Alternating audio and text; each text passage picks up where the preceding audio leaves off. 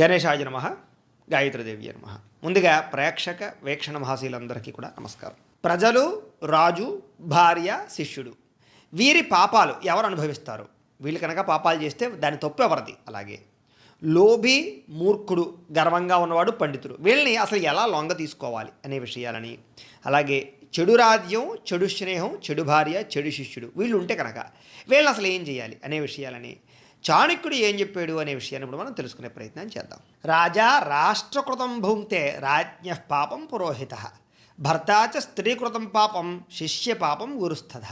అంటే దీని అర్థం ఏంటి అంటే కనుక ప్రజల పాపాలని రాజు, రాజు పాపాలని పురోహితుడు, భార్య పాపాలని భర్త, శిష్యుడి పాపాలని గురువు అనుభవించాలి అని చెప్తున్నాడు. ఏమండి వీళ్ళ పాపాలు వాళ్ళు ఎందుకు అనుభవించాలండి అంటే కనుక సాధారణంగా ప్రజల పాపాలను రాజు అనుభవించాలి. ఎందుకంటే రాజు అంటే ఎవరు అంటే తండ్రి అని అర్థం కూడా వస్తుంది. ఇంచేతంటే కనుక ప్రజలు తప్పు చేశారు అంటే కనుక దానికి కారణం రాజు పాత్ర కూడా ఉండాలి. ఎందుకంటే రాజు ఎప్పటికప్పుడు ప్రజలు ఏం చేస్తున్నారు, దొంగతనాలు చేస్తున్నారా, దోపిడీలు చేస్తున్నారా, మానభంగాలు చేస్తున్నారా, హత్యలు చేస్తున్నారా, ఏం చేస్తున్నారు, ప్రజలు ఎలా ఉన్నారు, ధర్మంగా ఉన్నారా, అధర్మంగా ఉన్నారా అనేటటువంటి విషయాన్ని రాజు ఖచ్చితంగా చూడాలి, తెలుసుకోవాలి. కొంతమంది గూఢాచారులు అంటారు, అంటే ప్రస్తుత కాలంలో మనకి కోవర్ట్లు అంటారు, రకరకాలు అంటూ ఉంటారు. అంటే వాళ్ళు ఏం చేయాలంటే కనుక గూఢాచారులు వాళ్ళు ప్రజలు ఏం చేస్తున్నారనే విషయాన్ని గమనిస్తూ ఉండాలి. పన్ను సరిగ్గా కడుతున్నారా, లేకపోతే ధర్మం చేస్తున్నారా, అధర్మం చేస్తున్నారా, ఎవరెవరన్నా మోసాలు చేసుకుంటున్నారు, లేకపోతే మన రాజ్యంలో ఉండే విషయాలు పక్కకి చేరవేస్తున్నారా, ఇలా అనేక రకాలు ప్రజలు ఏం చేస్తున్నాడు అనేటటువంటి విషయాన్ని రాజు ఎప్పుడూ అబ్జర్వేషన్ చేసుకుంటూ ఉండాలి. అంచేత ప్రజలను ఎప్పుడు పాలించేవాడు రాజు. కాబట్టి ప్రజలు ఒకవేళ తప్పు చేశారనుకోండి, అప్పుడు శిక్షిస్తూ, శిక్షల ద్వారా వాళ్ళు మళ్ళీ కంట్రోల్ చేస్తూ, వాళ్ళకి ధర్మాన్ని చెబుతూ, తప్పు చేసేటటువంటి వాడి యొక్క శిక్ష వేయడం వల్ల అనేక మంది తప్పులు చేయకుండా ఉంటారు. కాబట్టి తప్పు చేసిన వాడికి శిక్షిస్తూ ఉంటారు రాజులు. అంచేత ఏమిటి అంటే కనుక ఆ రకంగా ప్రజలు తప్పు చేయకుండా చూడవలసిన బాధ్యత రాజుదే. ఒకవేళ తప్పు చేశారనుకోండి ప్రజలు, దానికి కారణం రాజే అవుతాడు. ఎందుకంటే రాజు సరిగ్గా పరిపాలన చేయకపోవడం వల్ల, రాజు పట్టించుకోకపోవడం వల్ల, రాజు శ్రద్ధ పెట్టకపోవడం వల్లే ప్రజలు తప్పులు చేస్తూ ఉంటారు. అందుకనే కొంచెం పురాణ కథలు వింటూ ఉంటే రాజు ఏదైనా సత్యనారాయణ వ్రతం చేసి ఏదైనా ఫలితం పొందాడు అనుకోండి, ప్రజలందరి చేత చేయిస్తూ ఉంటాడు. మనం దత్త జయంతికి సంబంధించిన కథలో చెప్పుకున్నాం. దత్తాత్రేయ స్వామి వారికి సంబంధించిన కార్తవీర్యార్జునుడు ఏం చేశాడు, దత్తాత్రేయ స్వామి వారి యొక్క అనుగ్రహం పొంది అనఘావ్రతాన్ని దాన్ని కూడా అందరి చేత చేయించాడు. అలాగే ఏంటి అంటే కనుక చాలా ఉంటాయి పురాణ కథలు, ఎక్కడ తీసుకున్నా కూడా రాజుకి ఏదైనా లబ్ధి కలిగింది అంటే ప్రజల చేత చేయిస్తూ ఉంటాడు ఖచ్చితంగా. అంటే రాజు ఎప్పుడు కూడా ప్రజలని శిక్షిస్తాడు, రక్షిస్తాడు, ధర్మము యందు ఉంచుతాడు. వాడికి ఏదైనా సరే లబ్ధి పొందితే ఆ లబ్ధిని ప్రజలకు కూడా పంచుతూ ఉంటాడు. కాబట్టి రాజు తండ్రి లాంటి వాడు. కాబట్టి ప్రజలు నిజంగా తప్పు చేస్తే దాని పాపం రాజు అనుభవించాలి. అయితే దీన్ని బట్టి అర్థం అవ్వాల్సింది ఏంటి, ప్రస్తుత కాలంలో ఇప్పుడు కూడా వర్తిస్తుందా అంటే ఇప్పుడు కూడా వర్తిస్తుంది. నిజంగా ప్రజలు ఏదైనా కనుక తప్పులు చేసినా కూడా ప్రజలు నిజంగా దొంగ ఓట్లు వేసినా, ఇంకొకటి చేసినా వీటన్నిటికీ కూడా పరిపాలకుడే కారణం అవుతాడు. వాడు అవకాశాన్ని లూజునిచ్చాడు కాబట్టి, కఠినత్వంగా స్ట్రిక్ట్ చేయలేదు కాబట్టే కదా. అంచేత అనేక ప్రస్తుత కాలంలో పాలకులు ఇవన్నీ కూడా మన చేత చేయిస్తున్నారు, అవన్నీ వేరే విషయం. కానీ ఇందులో పరిపూర్ణులు అనుకోవడానికి లేదు, ప్రజల్ని అనుకోవడానికి లేదు. ఎందుకంటే కలిపురుష ప్రభావం చేత అందరూ కూడా కల్తీ అయిపోయారు. నిజంగా చెప్పాలంటే కనుక డబ్బులు ఇవ్వడం వాడిది తప్పు, డబ్బులు ఇచ్చుకోవడం మనది తప్పు. కానీ వాడు తప్పు చేస్తున్నాడు, మనం తప్పు చేస్తున్నాం కదా.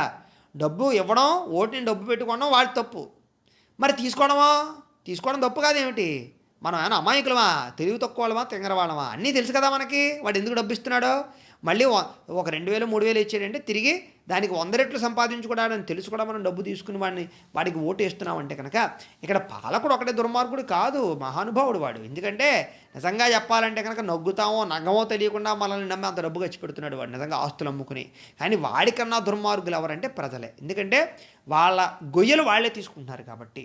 ఎదవది 2000కి 3000కి కకృతి పడి తెలిసి కూడా, విజ్ఞానం తెలిసి కూడా ఉత్తముడు కావాలంటే అక్కలేని మాటలు అరుగుల దగ్గర మాట్లాడి, కానీ డబ్బు ఇచ్చిన తర్వాత ఓటు వాడికే వేస్తున్నారంటే కనుక ఇక్కడ ఎవరు అంటే దుర్మార్గులు ప్రజలే కదా. అంటే దీన్ని బట్టి ఇక్కడ అర్థం అవ్వాల్సింది ఏంటి అంటే కనుక గతంలో అయితే కనుక ప్రజల తప్పు రాజు అనుభవించేవాడు.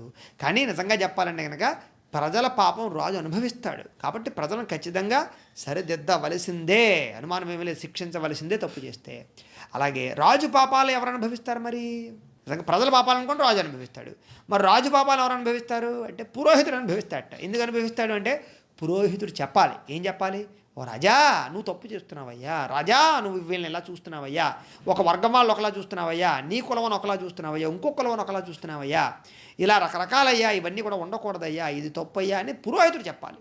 పురోహితుడు కంట్రోల్ చేయాలి. పురోహితుడు చెప్పినా సరే వినకపోతే దాని కర్మ మళ్ళీ రాజుదే, దాన్ని పక్కన పెడుతున్నట్టు. అలాగే భార్య పాపాలని భార్య పాపాలు భర్త ఎందుకు అనుభవిస్తాడండి అంటే కనుక భార్య చెడు అయిన భర్త తప్పు. ఎందుకంటే భార్య కనుక నిజంగా తప్పు చేసింది అనుకోండి, చిన్నప్పుడు పిల్లలు తప్పు చేస్తే తండ్రి కూడా సంరక్షించారు. పెళ్ళయిన తర్వాత భార్య ఎవరి ఆధీనంలో ఉంటుంది? భర్త యొక్క ఆధీనంలో ఉంటుంది. కాబట్టి తప్పు చేసింది అనుకోండి, తప్పు చేయడం గల కారణం భర్తే అవుతాడు. కారణం ఏంటంటే నువ్వు సరిగ్గా పట్టించుకోవట్లేదా, నువ్వు ఆలనా పాలన చూడట్లేదా, ధర్మం చెప్పడం లేదా, న్యాయం చెప్పడం లేదా నువ్వు లౌకిక సమాజంలో ఉండే కొన్ని కథలు చెప్పి వృత్తాంతాలు చెప్పి నీ భార్యను మార్చుకోలేకపోయావా, కౌన్సిలింగ్ ఇవ్వలేకపోయావా, మీ భార్య తప్పు చేస్తూ ఉంటే వదిలేసావా.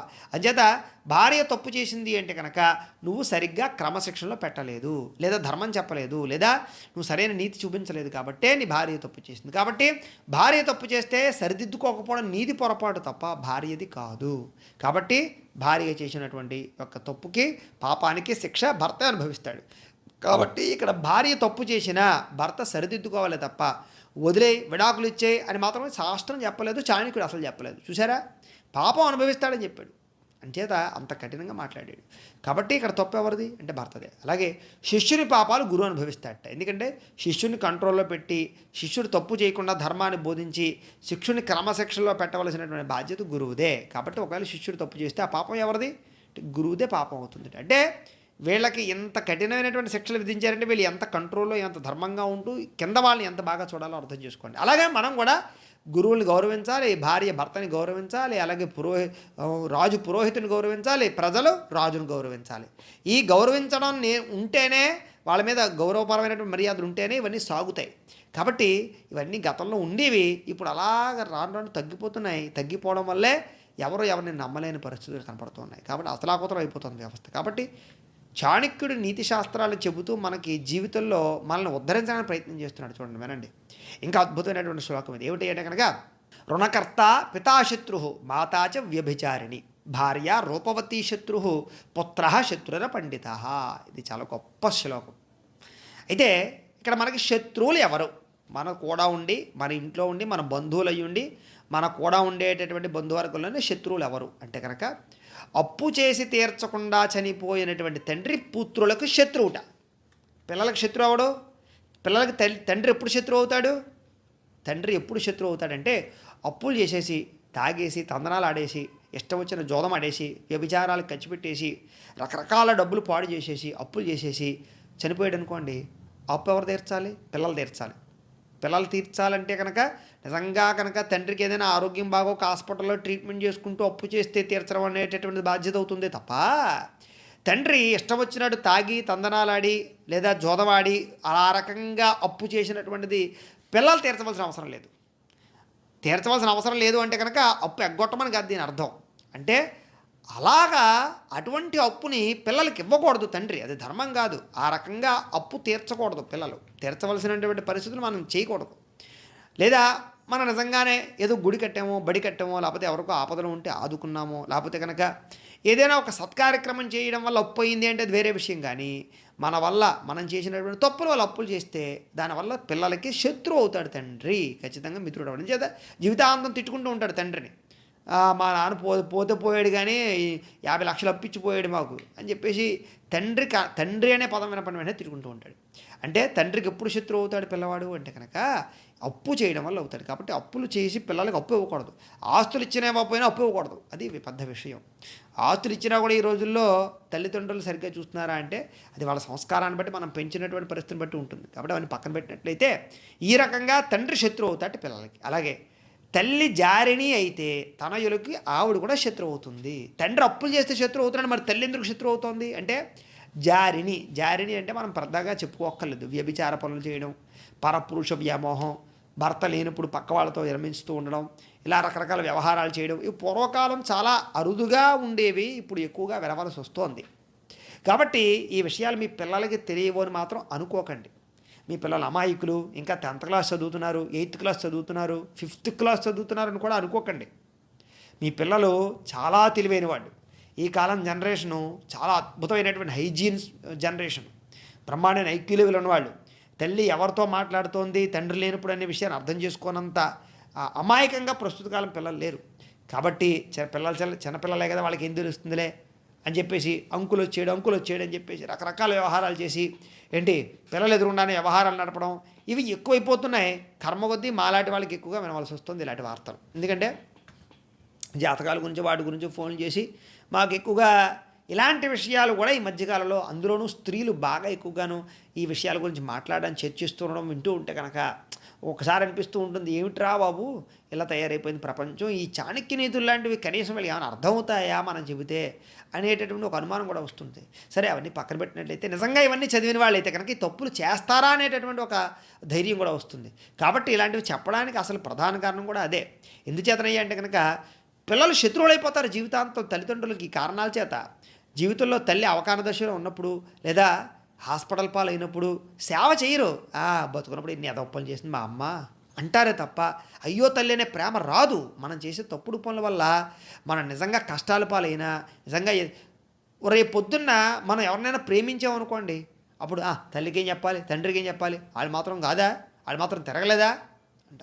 ఇప్పుడు తల్లి నిజంగా కనుక ఇలాంటి జారిన పనులు చేసింది అనుకోండి, కూతురు కూడా రాత్రి లేటుగా వస్తుంది. అడగడానికి ఉండదు తల్లి, ఏ అమ్మాయి ఇంత లేటుగా వచ్చావంటే ఊరుకో నేను నువ్వేం చేస్తున్నావు నాతో చెప్పమంటావేటి అంటే, ఈ రకంగా తల్లి ఎప్పుడు పిల్లలకు లోకు అవుతుంది అంటే ఈ రకంగా. అంచేత తల్లి ఈ కారణం చేత పిల్లలకి శత్రువు అవుతుంది. తండ్రి ఏమో అప్పులు చేసి శత్రువు అవుతాడు, తల్లి ఏమో జారినైతే శత్రువు అవుతుంది. అలాగే భార్య రూపవతి శత్రువు.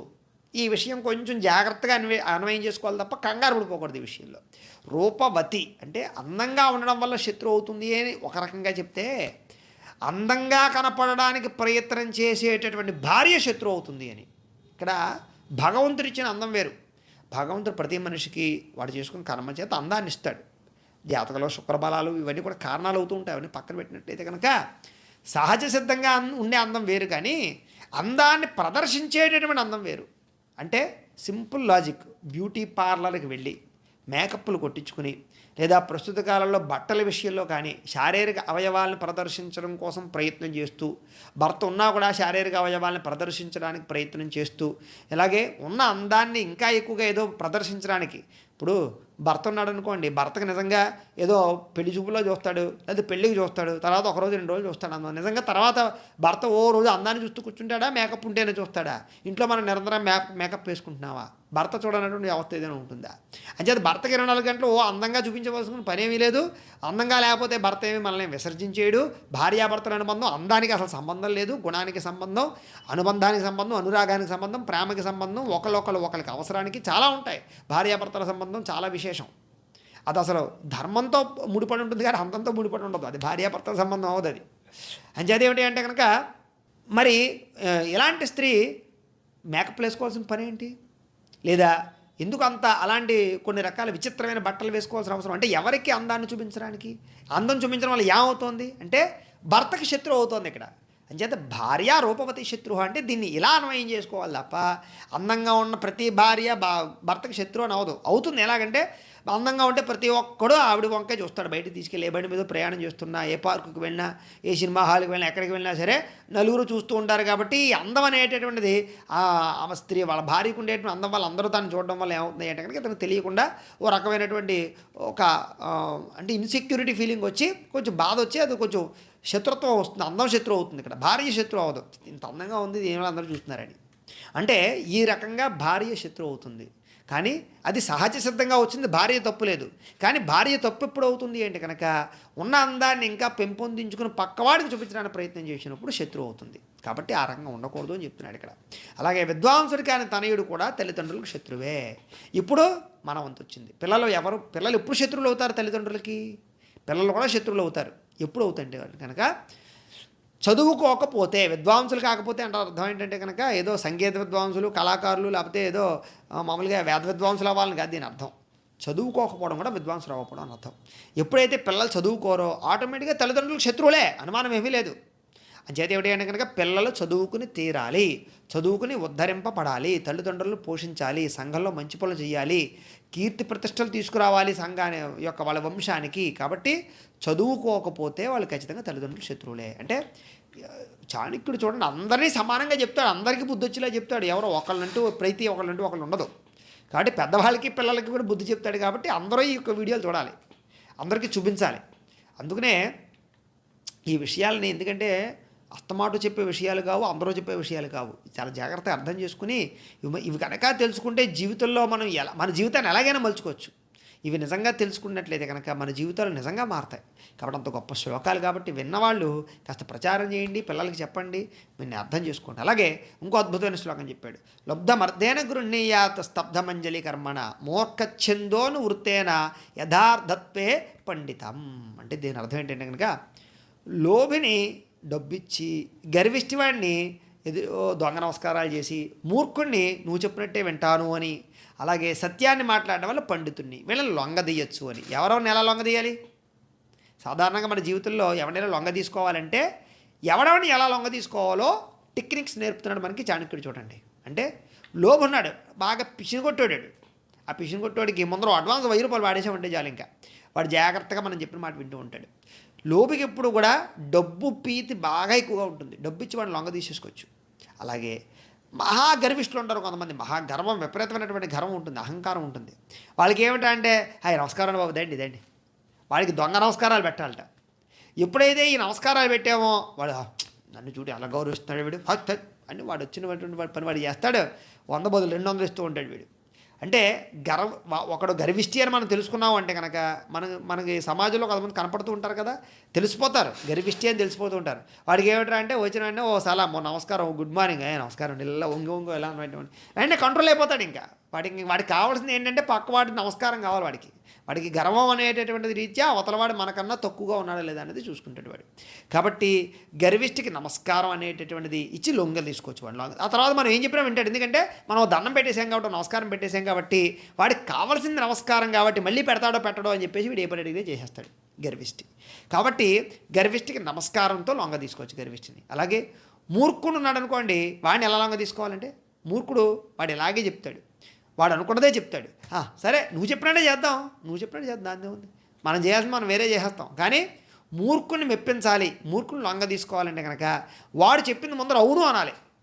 వాడు చెప్పేది కరెక్ట్ కాదు, వాడు చెప్పేటటువంటి తప్పు చెప్తాడు, కానీ ఇలా వెళ్ళొద్దురా అలాగే వెళ్దాం, అలా వెళ్తే కొంచెం లాంగ్ అవుతుందేమో అండి అని అనకూడదు.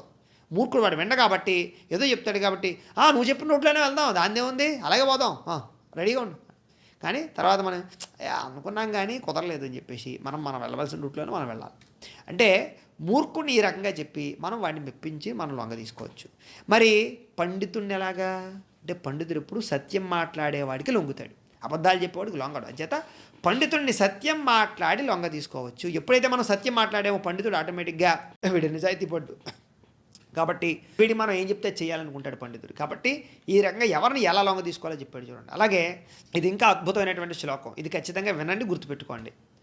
వరన్న రాజ్యం నకురాజరాజ్యం, వరన్న మిత్రం నకుమిత్రమిత్రం, వరన్న శిష్యో నకు శిష్యో, వరన్న దార నకుదార దారాహ. అంటే దీని అర్థం ఏంటి అంటే కనుక చెడ్డ రాజ్యం ఉండడం కన్నా అసలు రాజ్యం లేకుండా ఉండడమే మేలుట, చెడ్డ స్నేహితుడు ఉండడం కన్నా అసలు స్నేహితుడు లేకుండా ఉండడమే మేలుట, చెడ్డ శిష్యులు ఉండడం కన్నా అసలు శిష్యులు లేకుండా ఉండడమే మేలు, చెడ్డ భార్య ఉండడం కన్నా అసలు భార్య లేకుండా ఉండడమే మేలు అని చెప్తున్నాడు. ఎంత గొప్పగా చెప్పాడు చూడండి.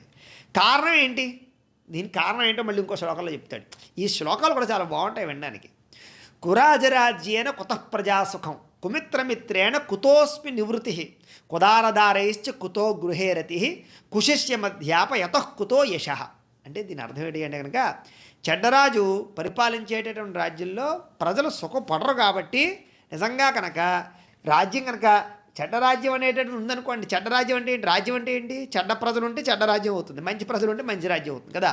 అంచేత అటువంటి చండాలమైన రాజ్యాన్ని పరిపాలించడం కన్నా అసలు రాజ్యం లేకపోతే సుఖంట.